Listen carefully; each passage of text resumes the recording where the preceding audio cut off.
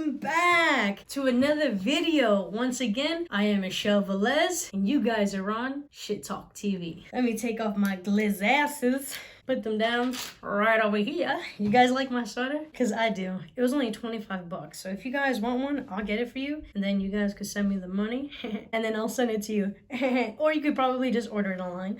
Alright, so let's just jump right into it. If you guys haven't watched last week's video and the week before that and the week before that and the week before that, maybe you should go and check those out. I do story time from my cookie jar. And last week was really exciting. It was a fun video. It wasn't a sad video like the one before that. It was basically about me in Puerto Rico doing some track racing, and it was a cool story that happened where, I had my sister with me, and, it was just really, really cool, really amazing. Good times. So you guys should go and check that out for sure. I want to jump right into it. I feel like a lot of times I just be dragging the videos, so I'm trying to practice to just get straight to the freaking point. So let's go. Da-da-da-dum. Da-da-da-dum. Da-da-da-dum. Da-da-da-dum. Let me just shake this up really quick. Woo. All right. Oh yeah, I'm not even supposed to be looking, so let me do that again.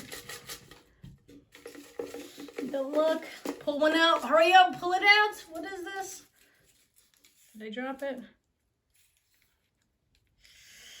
Oh, damn. This one's a little itchy. Dang it. Ah! Yeah, I swear to God, I get so nervous every time I put my hand in here because I don't know what I am gonna get. Whew, this one just made my stomach drop. Drop. Once again, all of these stories that's in here, I have learned from most of the things in my past. I am not what all of these stories are. I'm just hoping to maybe help those realize that the life that you guys are living doesn't have to be the life that you have for the rest of your life on this earth. You can be the worst person ever. Maybe not the worst person ever, but you can be pretty bad and still make it out from being a drug addict, from being a thief, from just being, stuff that things that don't have to do with really hurting people, like murdering and raping people. Then you can be saved. But if you did those things, you're not going to be saved for a fact. So I have learned from everything in my past. I don't do drugs. I'm clean. Every once in a while, I do have some wine, or I have a little bit of Heineken, but who doesn't? I'm not an alcoholic though. All right, so boom, it says overdose in school lunchroom. So I was 15 years old in 9th grade. I think you're supposed to be like 13 or 14. I'm not really sure what age you're supposed to be. Overdosing in school. How do I even talk about that one? And that only happened one time. I was really stressed from something that happened at home. Don't really remember what it was, but I was really stressed about something, and I had a bunch of cocaine. Don't ask me where I got it from, because I'm not gonna tell you.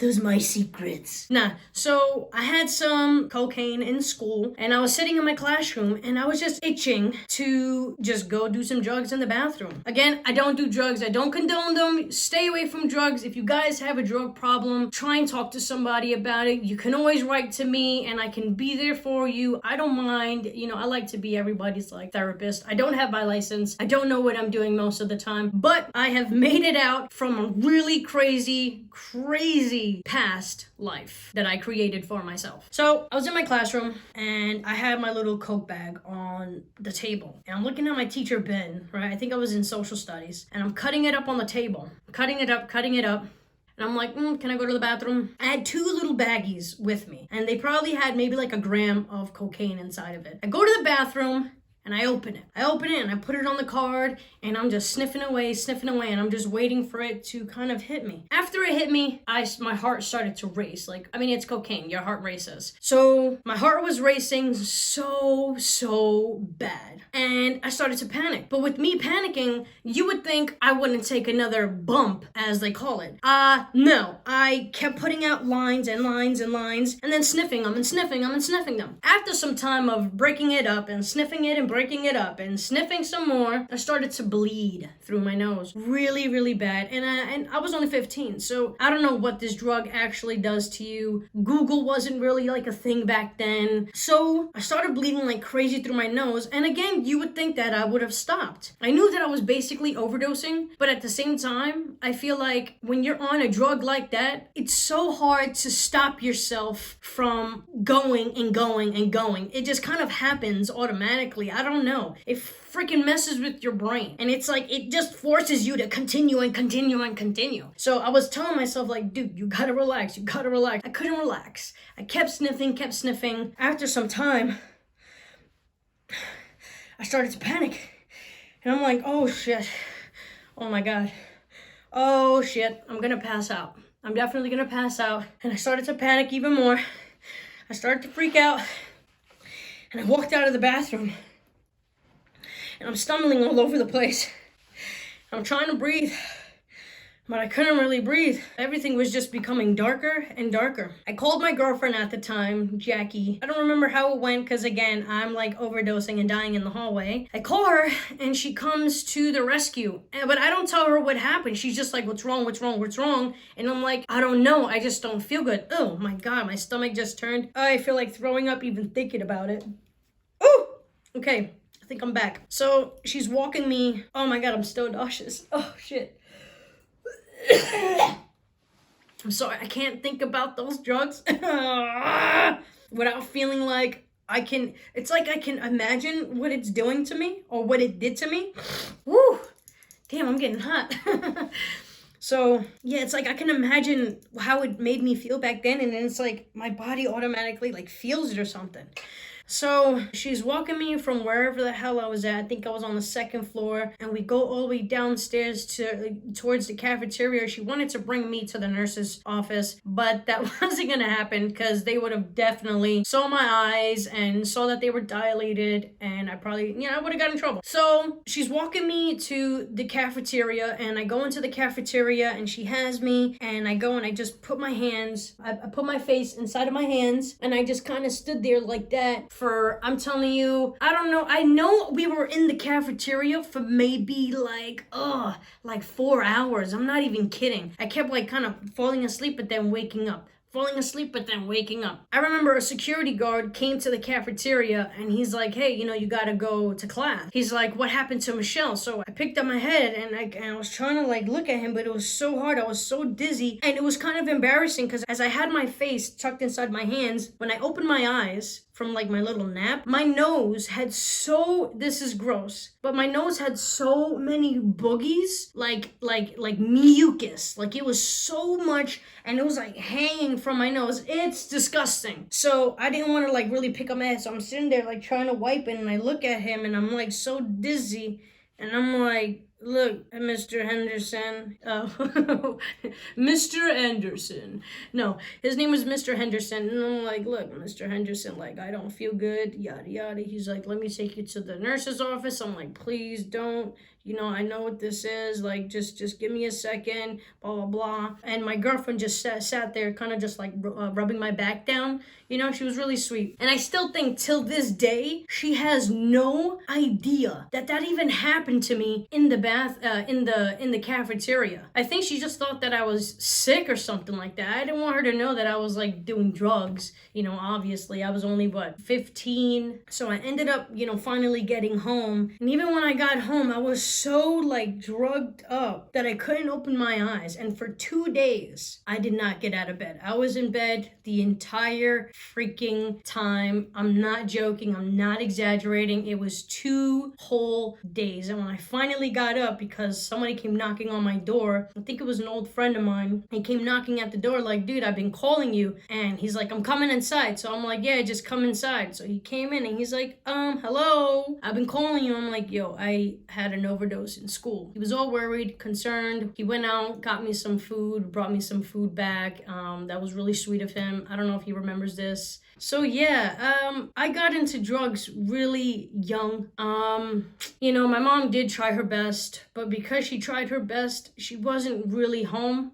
Neither was my pops. So I wanted a lot. You know, I wanted a lot of attention. I wanted a lot of love. I'm a female, and as a female, we do crave a lot of love and a lot of attention. You know, that's why when we get our partners, we're like fiending for just so much love. Like, we just want to be smothered in hugs and kisses all day. Like, you'd think because, like, I'm a dyke, I'm the one that gives all the love. I mean, I do. Like, I smother my wife because I want to be smothered. I know women love love. So I give my wife all the love in the freaking world, and she gives it back to me. You know, I become like a little baby in her hands. You know, I like to just sit there, you know, cuddle up in bed with my lady. So, you know, I got into drugs really young. I was just always so sad, always depressed. I think I just didn't see where my life was going. I didn't know what I wanted. I was just so confused about so many different things. And I mean, the drugs was right there. So, you know, I didn't care about nothing. I didn't care about myself. I didn't care about my life. I started smoking cigarettes at the age of 10. I was drinking beer at the age of like 10. I was able to buy my own single little beers of like Corona when I was about 12 years old from the corner stores in Brooklyn. So everything was just very easily accessible. And, you know, it is what it is. I got over a lot of those things. Like I said, I learned to love my life. I started to try to find like answers to, you know, what's my purpose? What am I supposed to do with all this pain that I think that I have? You know, how do I let go of it? My oldest brother was into like the laws of attraction. So when I hit like, you know, 16, you know, 17, I wanted to take on like the laws of attraction myself to see if I can get out of that funk, which I didn't get out of that funk till I was maybe 23 years old, because I stopped all the drugs, but then I just kept smoking a ton of marijuana and just drinking every single day. Like I just could not stop. Like, it was almost impossible for me to stop. In November, it'll be an entire year that I've smoked a cigarette. I'm proud of myself because I thought that was one thing that I was never going to be able to stop. And even now when I think about it, I get sick to my stomach. That's not something I think that even if I was the most stressed person in the world, I cannot just pick up a cigarette and be like, yeah, let me get a buzz down, and then just start smoking a cigarette. I can't do that at all, you know. Alcohol, I'm still kind of working on it, but I don't drink alcohol every single day. You know, I'm trying to cut it down to nothing every week, like at all. I try really hard to stay happy every day. Whatever obstacles get thrown at me, I know that it's all temporary problems. It's not a forever thing, like ever. So if you guys feel stressed and you guys are angry and you think, you know, by smoking and doing drugs, it's gonna make you feel better. It's not. It's just lessening your lifespan, I think. I mean, if you get a bad batch of something and then you end up having an overdose and dying, or even almost dying, like if you almost die from something, that should be a wake-up call. Because me almost dying, it was sort of like a wake-up call, and I never did like that type of drug that hard. I became so paranoid, and I always thought if I do one of these things, one of these hard drugs, I might not come out of it. I was scared. So that's why sometimes I just kind of stick to marijuana and alcohol, because I mean, you can't really overdose from those things. So just learn to love your life. You know, if you guys don't feel like your life is worthy of anything, trust me, it is. You gotta find yourself. Just find something you love, and you know, what's your passion? Find one. Make one. It doesn't matter how it happens. Just find something and work at it. And if you can't find something, just learn to help people, and eventually that will probably be enough. There's not a lot of people who want to sit there and help people with their time.